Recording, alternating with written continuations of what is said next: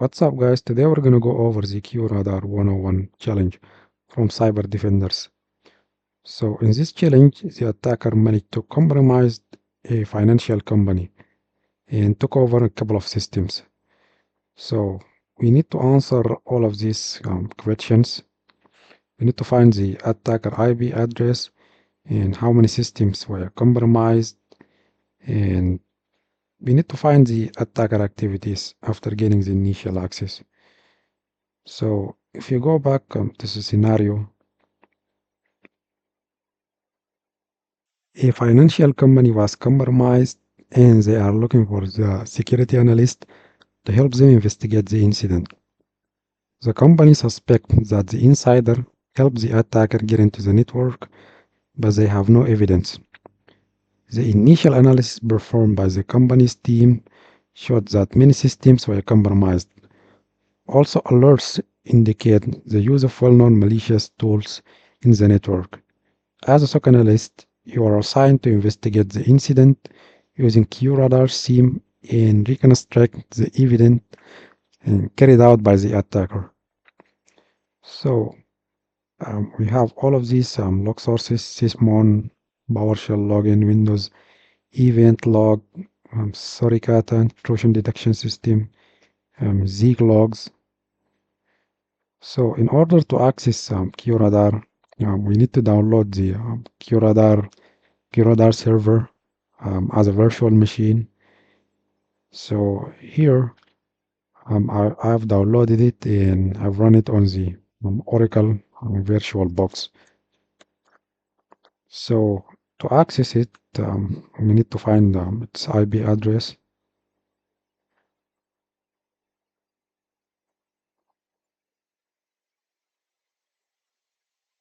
So here we can see the IP address 192.168.20.21.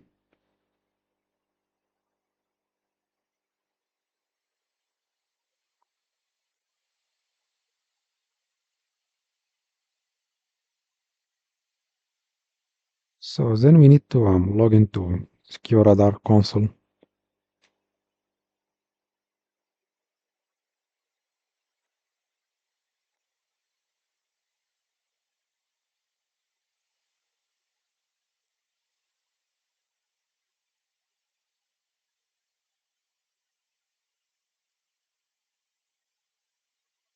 So now we logged in. There is no data on the dashboard, but we can see the alerts for the source IP addresses and the destination IP addresses. So if you go to offenses to see if there is any available offenses, we have a couple of offenses.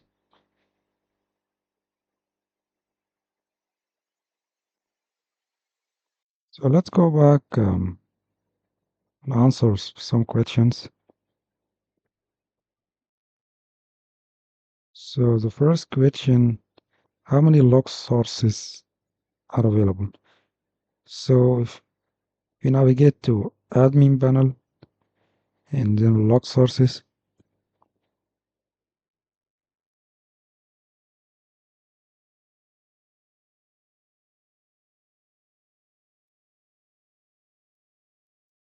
so we can see all of the available log sources,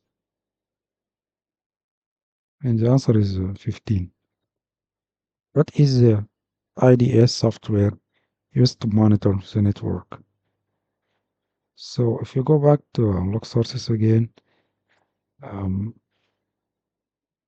we can see Suricata here. So the Suricata is an intrusion detection system. So the answer is Suricata. So let's move to the next question. What is the domain name used in the network? So to find the domain name used in the network, I'm going to filter by the event ID 4624 to see which user have successfully authenticated to the domain. So viewing these events should reveal the domain name. So I'm going to use the add filter option here Or we can use the QRadar queuing language, but I'm gonna go with the easiest option here, which is add filter.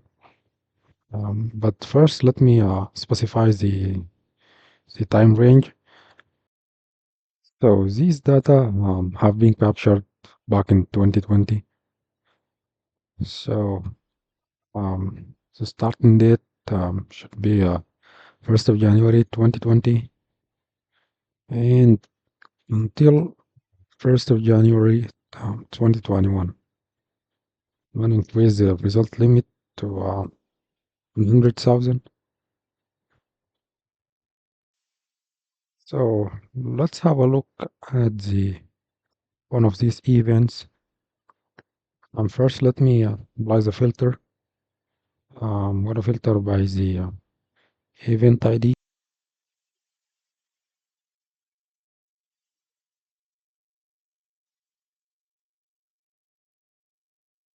So event ID is 4 equal to 4624.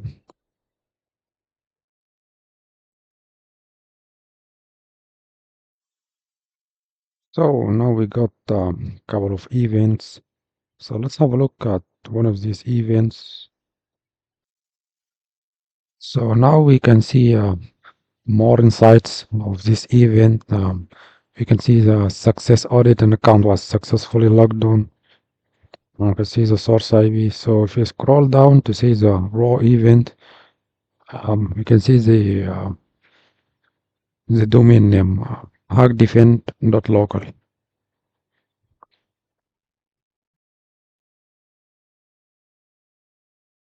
So let's move to the next question. Multiple IPs were communicating with the malicious server. One of them ends with 20. Provide the full IP. So let's go back to offenses. And in the offenses, we can see that there is external IP address which contribute to one of these offenses. My guess would be that this is the attacker IP address, and it's communicating with multiple destination IP addresses. So let's have a look at this offense here. You can see the offense excessive firewall denies between hosts containing firewall deny. So let's open this offense. So now we can see more details about this offense. You can see the description, the source IP, the destination IPs, and if we scroll down, we can see the number of events here. We can see the log sources, firewall, and custom rule engine. So what I like to do is to have a look at the rule that triggers this offense. To know why is this offense is triggered, and we can see the rule here, the rule name excessive firewall denies from single source. So the rule consists of conditions. So all of these conditions should be met for this rule to trigger this offense. We can see the source IP more than 400 times, exactly to one destination IP with 5 minutes. So in this case, these conditions are met. So that's why this offense is triggered. So what we can do is to check this IP reputation utilizing open source intelligence like VirusTotal.